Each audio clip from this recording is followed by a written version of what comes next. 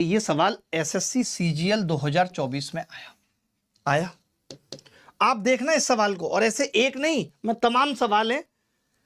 2 biscuit और 1 chocolate 69 रुपए में आया। ध्यान से सुनना। आपने लिखा जी 2 बिस्किट का मतलब आप x मान लीजिए 2x प्लस 1 चॉकलेट y मान लीजिए बराबर 6। लिख सकता हूं 6, इसमें कोई तकलीफ तो नहीं है, 6 लिख दिया मैंने, ठीक है, लिख सकता हूं भाई। और ये बात तो तय हो गई कि 5 बिस्किट 5 चॉकलेट 5 कॉफी कीमत 5 का मल्टीपल होगा, तो 3 ऑप्शन है, ए तो नहीं होगा, ए तो नहीं होगा, ठीक है। ध्यान से सुनना भाई, अभी से ध्यान से देखना बहुत। मैंने कहा कि सवाल है जी 2 चॉकलेट यानी 2y प्लस, कितना मुश्किल सवाल है, आप सॉल्यूशन भी सर्च कर लेना।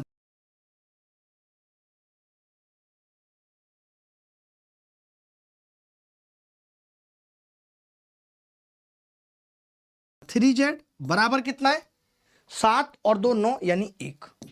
मैंने इसको भी हटा दिया, डिजिटल सम 1 ले लिया, ठीक है, 1 ले लिया।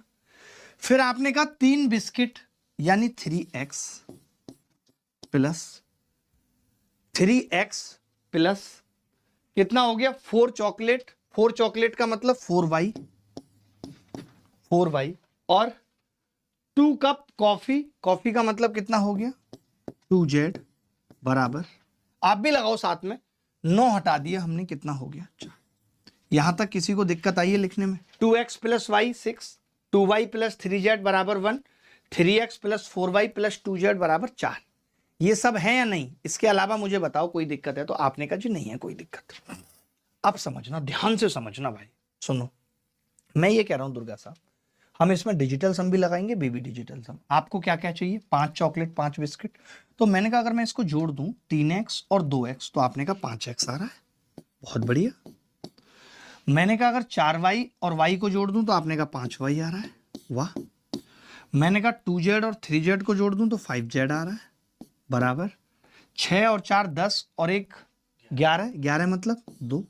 लेकिन एक बच्चा बोला कि जी मास्टर साहब 2y भी बच गया जो आपने नहीं जोड़ा, तो मैं 2y को इधर लेके चला गया। आपने कहा कि 2y को जब आप इधर लेके चले गए तो ये 1 माइनस 3z हो गया। 1 माइनस 3z का मतलब कितना हो गया 1 प्लस 3z, ये आ गया। आप सोचिए, आपने सोचा नहीं होगा, हम जहां डिजिटल सम लगा रहे थे, लगाते लगाते हम बेबी डिजिटल सम पे आ गए।